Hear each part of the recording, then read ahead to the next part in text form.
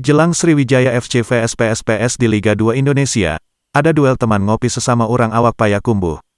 Laga ketiga antara PSPS Pekanbaru Riau melawan tuan rumah Sriwijaya FC Grup A Liga 2 Indonesia di Stadion Gelora Sriwijaya Jakabaring, Palembang, Jumat, tanggal 15 Oktober tahun 2021, pukul 15.15 bakal menjadi laga seru.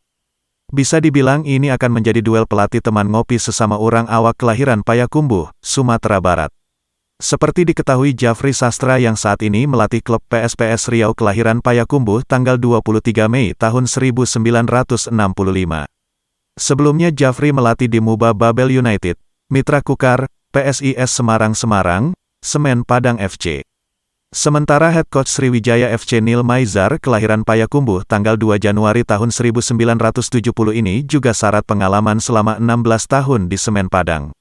Namun seperti halnya jelang menghadapi Semen Padang FC, mantan pelatih timnas Indonesia ini tak mau larut dalam emosional perasaan dengan temannya itu.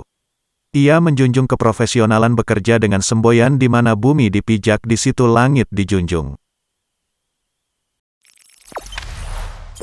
Jangan lupa subscribe, share, komen, dan like ya!